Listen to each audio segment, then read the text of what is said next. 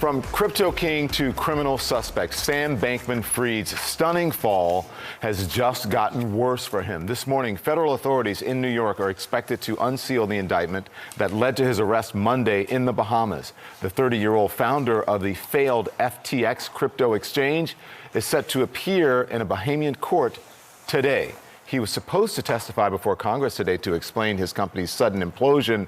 Remember, the once billionaire lost his entire fortune in just a matter of days. We're going to get straight now to CNN's Christine Roman. She's here with more. Christine, good morning to you. He was supposed to testify, and then now this. So what exactly happened? Just an amazing fall from grace, and so many people wondering where their money is. Instead of testifying before Congress, he's facing an initial court appearance in the Bahamas this morning.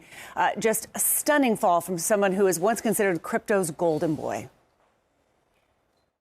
Sam Bankman-Fried, the embattled founder and former CEO of the cryptocurrency giant FTX, arrested in the Bahamas on Monday after U.S. prosecutors filed criminal charges against him. U.S. Attorney Damian Williams confirming the arrest was based on a sealed indictment filed by the Southern District of New York. A person familiar with the matter tells the New York Times the charges against the 30-year-old former billionaire include wire fraud conspiracy, securities fraud conspiracy, and money laundering. And the SEC is now saying they, too, have authorized separate charges relating to his violations of securities laws. Bankman-Fried was once considered one of the most powerful figures in crypto before his company suffered a liquidity crisis and filed for bankruptcy last month, leaving at least 1 million people without access to their funds. He has denied defrauding his customers. Once the dust has settled and once all the investigations have happened, that you won't be arrested for fraud? I don't think I will be. I don't think that I don't think I tried to do anything wrong. I don't know of FTX deposits being used to pay off Alameda creditors. I didn't knowingly commit fraud. I don't think I committed fraud. I didn't want any of this to happen. I was certainly not nearly as competent as I thought I was. The former FTX CEO teamed up with a slew of high-profile celebrities in TV ads and Super Bowl commercials promoting crypto. The key question for investigators, whether FTX misappropriated customer funds when it made loans to Bankman-Fried's hedge fund, Alameda Research. FTX's new CEO, John Ray, paints a picture of a crypto empire with virtually no corporate controls and a shocking lack of financial and other record keeping.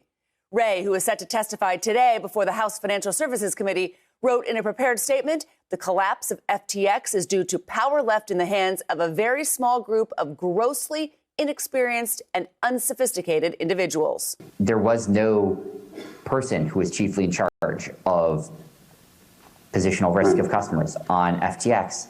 And that feels pretty embarrassing in retrospect.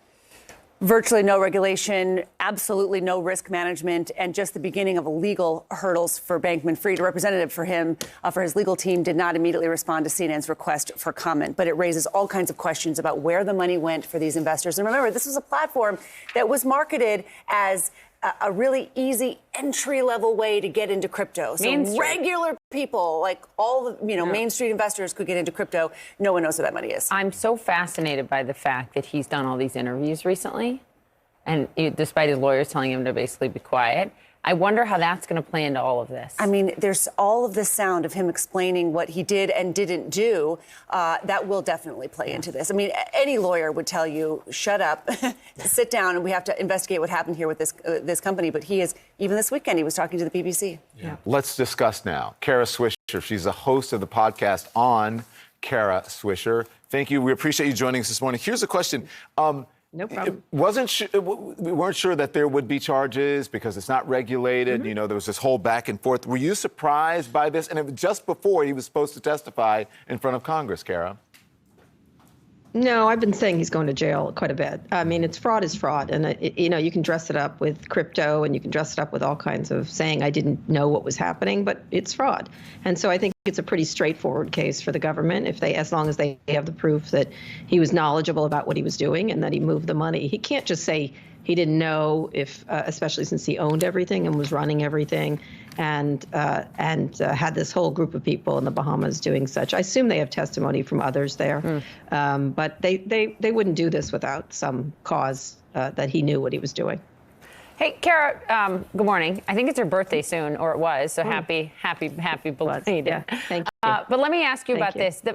You say it so well and so clearly. Fraud is fraud, no matter if it's dressed up with crypto. But Gary Gensler, the chair of the SEC, says, and this is a quote this morning, that Bankman-Fried, quote, built a house of cards on a foundation of deception.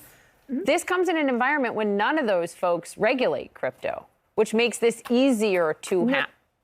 Go ahead. I was going to ask does this lead to some actual meaningful change in terms of regulating this stuff?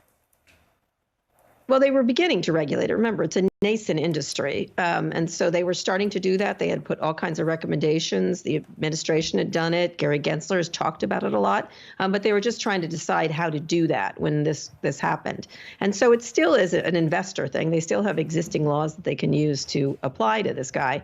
And, and I think probably they got irritated that he was going around talking to everybody and his mother about this situation. And so I think they probably were like, enough is enough. Let's put him in jail. It's not unsimilar to Bernie Madoff or many of the others who have been convicted of similar crimes. Well, Kara, that's what stuck out to me was just in recent days, he was saying, I don't think I'm going to get arrested. I don't think I'm going to be detained if I came to the United States, because he's supposed to be testifying before a congressional hearing today, but he was set to do so over Zoom. And so I kind of wonder how much damage all the media interviews, all of them that he's been doing, could be in a factor on top of what the allegations are that he's facing. Mm-hmm. Oh, absolutely. He was just convicting himself over and over and over again, and saying he didn't think he was going to be arrested is exactly what you say before you're arrested. And so, his parents are law professors at Stanford University. They certainly knew the stakes here. I think he was I called him the unmade bed and pretending he didn't know what was happening. And this little boy he dresses up in shorts and sort of moppy hair. I think I don't know. I just was sort of like, it seems like you are an adult and you know what you were doing. But he was trying for that, this sort of, I found it disingenuous, but he was trying for this, I don't know where the money was. It was in the drawer here and someone must have taken it, that kind of thing. Listen, I remember after Madoff, like everyone was going, what were the warning signs? Didn't people know? So many. So let me ask you this, Kara, because the New York Times is reporting, this, it's called CZ, or Changpeng Zhao, who is, he's a crypto exchange finance, head of a massive crypto exchange, Binance. He offered to save FTX, but then he took a look at the books and backed out of helping, saying, I guess he saw issues. So what could he have seen that may have been a warning sign? And then the follow-up is, should he have said something, or were people not listening? No, I mean, it's not his job to do that. He probably saw leverage upon, like lots of warning signs that they were borrowing back and forth. And, there's other people here like Carolyn Ellison, who ran Alameda Research, this hedge fund that Bankman-Fried owns most of, I think 90% of. And so she was also, they were all tweeting this. This is the thing. They were all talking to each other in public, which makes it even more interesting. That's my from point. A prosecution point of view. That's my point. Was anyone listening? They're just leaving. They're like dropping criming all over the place. Yeah. I mean, they're listening now. It was sort of interesting to listen to the interviews. Yeah, they are. All right. Thank you, Kara. Thank you, Kara. We'll see you soon. We appreciate you waking up really early for us. No problem.